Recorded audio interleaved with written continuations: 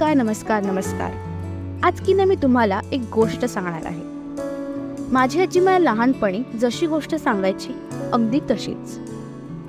तर या गोष्टीची सुरुवात होते मांडव्याच्या परिसरात वसलेल्या रहाटले या गावापासून, जिथे 29 मे 1939 रोजी एका गोड सुंदर मुलीचा जन्म झाला. आज आपण ह्याच मुलीची प्रेमाने आणि असंख्य गोड आठवणींनी भरलेल्या एका सुंदर प्रवासाची गोष्ट ऐकणार आहोत. ही मुलगी 11 वर्षांची असताना शाळेत जाऊ लागली, पण तिचे औपचारिक शिक्षण केवळ 3री पर्यंत चालले, कारण त्या जुन्या काळी मुलींच्या शिक्षणाला जास्त महत्त्व नव्हतं. ह्या मुलीचं नाव आहे शकुंतला पंढरीनाथ म्हात्रे. शकुंतलेला होत्या 4 बहिणी आणि 2 भाऊ, मंजुळा, वत्सला, नंदा, विजय, रमेश आणि गुलाब. जसजशी वर्ष गेली तसतशी शकुंतला मोठी झाली आणि तिचा विवाह वसंत सहदेव ठाकूर यांच्यासोबत झाला. तिचे लग्नानंतरचे नाव पडले सुशीला वसंत ठाकूर. तिच्या सासूचे नाव होते लक्ष्मीबाई सहदेव ठाकूर. तिला 3 मुली रंजना, सुमंगला, छाया व एक मुलगा राजेंद्र झाला. तिच्या या गोड संसारात ती अगदी रमून गेली. लग्नानंतर मात्र तिला खूप काबाड कष्ट करावे लागले. सासूबाईंच्या मदतीने खूप कष्ट करून घर संसार सांभाळला. तिने चारीचे भारे, बोरं विकली, अशी कामं करून तिने मुलांना वाढवलं. ही मुलगी 2री 3री कोणी नसून माझी आजी आहे. चला तर मग आपण आजीच्या काही खास आठवणी पाहूयात.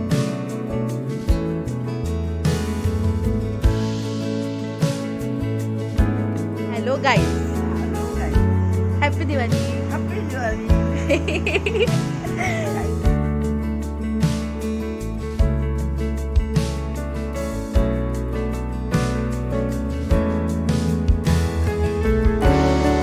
जी चालली मनालीला. आजीने कुलू मनालीच्या प्रवासासोबत वैष्णोदेवी, दिल्ली, आग्रा, मथुरेचा देखील प्रवास केला.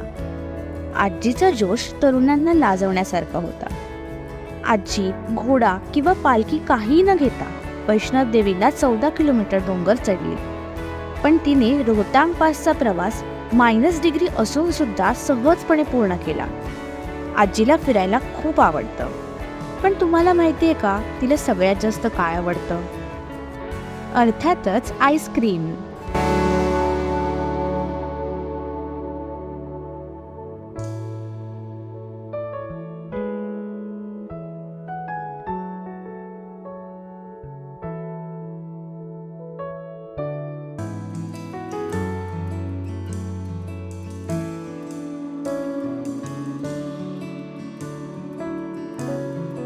तसं आजीला सगळ्याच गोष्टीची आवड आहे.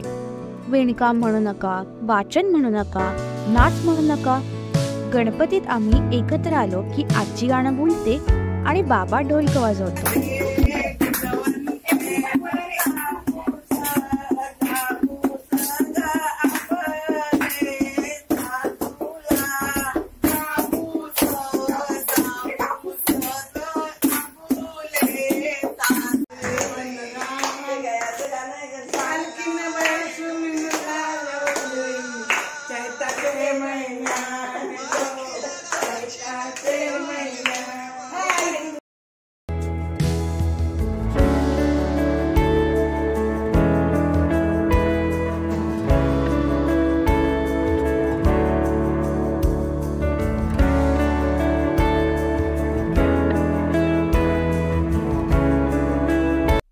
आजीने इंस्टाग्राम रील्सला देखील पाठी सोडलं. चला पाहूया ट्रेंडिंगवर असलेल्या गुलाबी साडीचा डान्स. गुलाबी साडी आणि लाली लाल लाल दिसते मी भारी, राजा फोटो माझा काढ.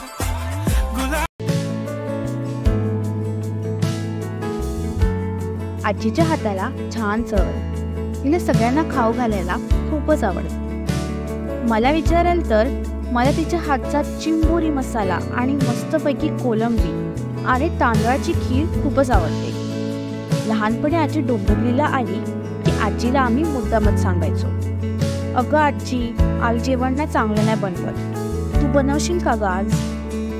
असं म्हणून आम्ही आजीला मनवायचो. आजीचा उत्साह अजूनही पूर्वी इतकाच आहे. आजीने आजपर्यंत खूप माणसं जोडून ठेवली आहेत. तिचं तिच्या कुटुंबावर, नातवंडांवर, पतवंडांवर खूप प्रेम आहे.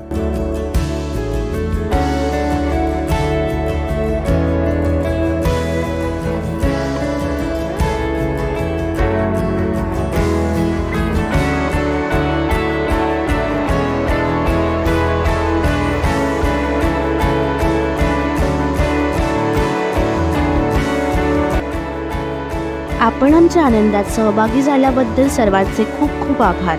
धन्यवाद.